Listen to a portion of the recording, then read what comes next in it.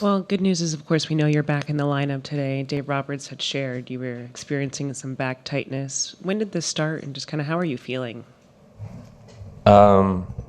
Started when I was on load management all year, and then I had to play the last 4 games of the season, and then I played again. No, first ground ball I took during BP yesterday, it kind of locked up on me. And then, I wouldn't have come out of the game, but since we took the big lead, it took Thomas 2 innings to convince me to come out. So, I guess first inning didn't work out, and the second he came back, and I was like, all right, I guess I'll come out. Claudia right here, Kiké. Kiké, tengo 2 preguntas. La primera, has vivido muchos octubres con los Dodgers. ¿Qué tiene de especial este año? Lo mismo de todo. Estamos aquí. No muchos equipos tienen la dicha de poder jugar en los playoffs y estamos aquí una vez más. Tenemos una oportunidad bien grande de repetir algo que no se ha hecho en mucho tiempo y estamos aquí aceptando el reto. La segunda es fuera del diamante. Sabemos que te encanta la música de Bad Bunny. En este mes de la herencia hispana, ¿qué te emociona más de ver a un artista latino como él brillando en el show de medio tiempo del Super Bowl? Súper orgulloso de que está poniendo a Puerto Rico en alto. Benito ha hecho muchas cosas súper grandes por Puerto Rico. Nos ha puesto en el mapa y obviamente con su residencia pues creó muchos trabajos, ayudó mucho al turismo de Puerto Rico y como siempre poniendo a Puerto Rico en alto y súper orgulloso de que sea de la islita de nosotros. Any questions? Yes, sir. I'll get you the microphone.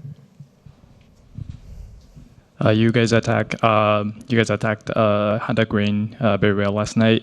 Did you guys have any specific game plan against Green's fastballs or sliders, if you can tell?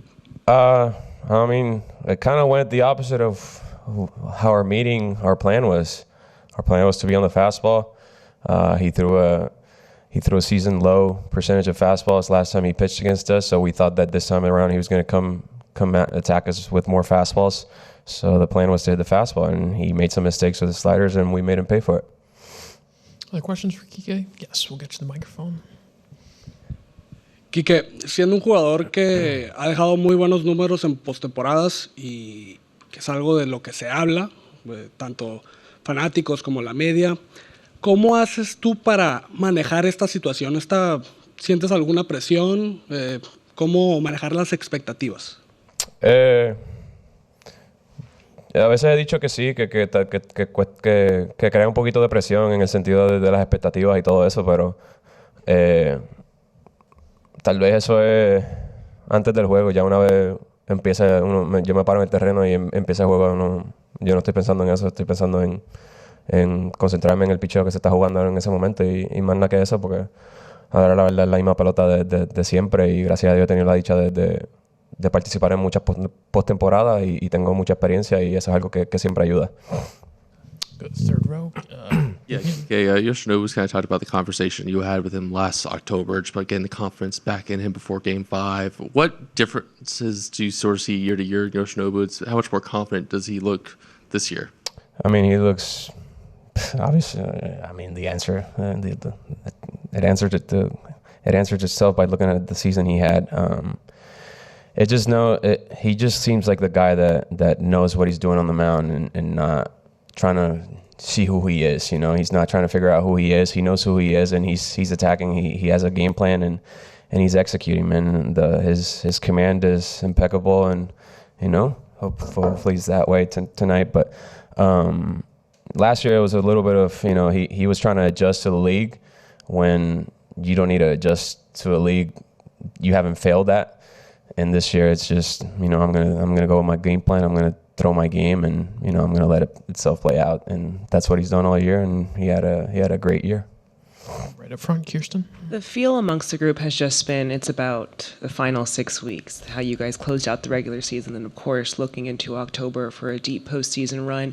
As you guys go into this one tonight, what is the feel just amongst the group looking to close out this wild card?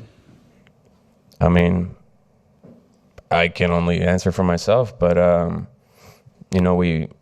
they have a very young, hungry, talented team on the other side, and we gotta get on top early and and we got to keep adding on to the lead. I feel like last night maybe they feel like even though they lost, they might feel like they regained the momentum by scoring a couple of runs at the end of the game. But I mean, we just gotta go on the attack early and let Yoshi do his thing on the mound, and hopefully we can put some runs on the board for him, and hopefully we can close this thing out tonight, because a lot of us could use the extra day off.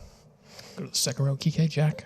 The team has talked so much about how much they trust you when you get to October. When you go through a year where you're dealing with injuries and other stuff, does that kind of help, knowing that you just kind of have to figure it out at some point, and that when you get to this spot, if you're feeling good, the opportunity is going to be there when you're kind of building up to it?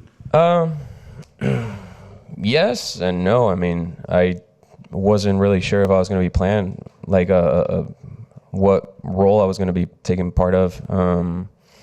It wasn't until Muncy went down 4 days before the season ended that I was able to consistently play against right-handed pitching, and I mean, I know they brought me here for these type of moments.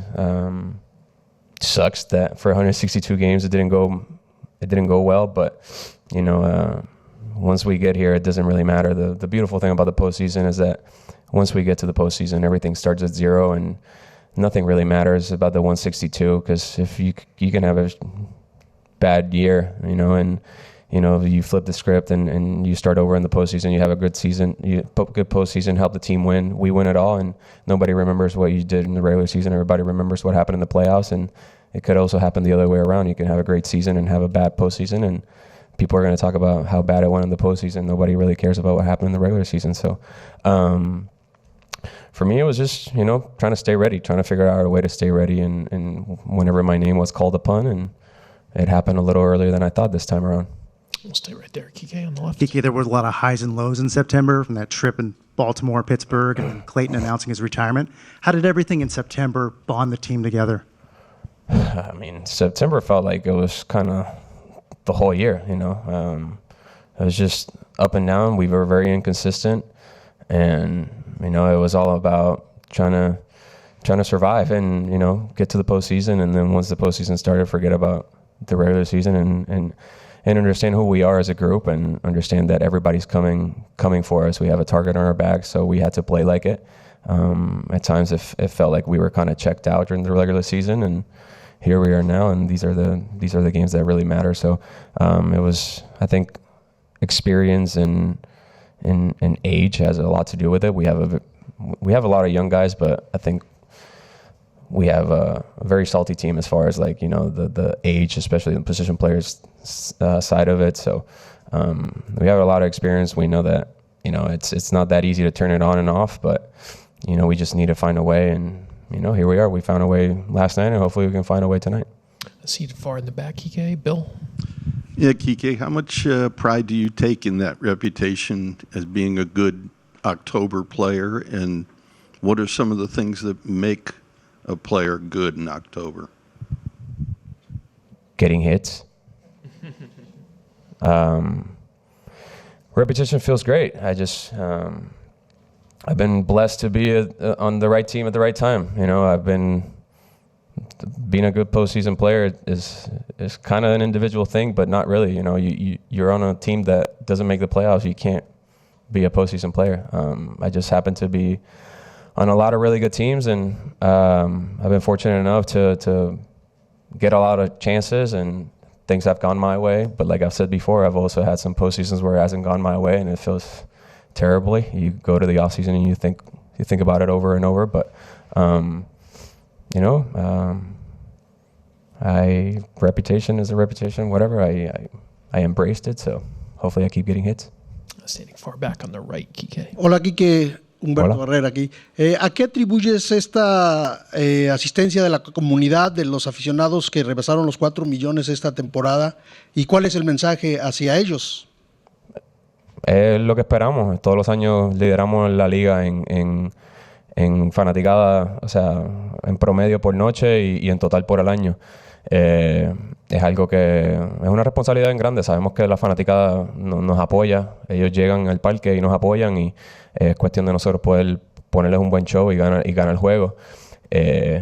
Pero nosotros no seríamos lo que somos sin la fanaticada. La fanaticada, los días que no nos está yendo bien, ellos traen la energía y eso hace que tal vez el juego cambie. Así que nosotros no seríamos lo que somos sin la fanaticada y le digo gracias por seguir llegando al parque, viniendo, apoyándonos y esperemos que este año podamos repetir. Do a couple more. Doug up front. And Kiké, Andrew said yesterday that your October history was a big factor in bringing you back here. Just from like a mindset standpoint, just how do you handle those expectations of just kind of being one of the best postseason players of your generation? The hardest thing to do is taking it one day at a time. But the reality is you're only living today, and what was done yesterday is already paid for. It's already done, and nothing matters but today. So you just try to take it one day at a time, and then once the game starts, you try to take it one pitch at a time. During a game, you never know which run is going to win you a game, and in the postseason, I feel like you never know which pitch is going to win you a game. So I think that mindset of taking it one day at a time, one pitch at a time, is the one that allows me to, quiet the noise and do what I have to do. And you mentioned on a podcast that that moment you had with Rich Hill before the Cubs series where you hit the 3 home runs. Have you tried to impart that on any of your teammates to try to kind of make them feel more comfortable in the postseason, just kind of inspire them a little bit? Yeah, I mean, it's kind of part of understanding what your role is within a clubhouse, within a locker room. And even though I feel like I'm still 12 years old, I also understand that I'm one of the veteran guys and one of the older guys. So, it's just finding a way to recognize who needs the pep talk or whatever it is they need, and picking and choosing the right time to do it. So yeah, I've had my moments with certain teammates, and it's just part of your role within the locker room. Anything else for Kiké? All right, Kiké, thank you so much. Appreciate it. Thank you.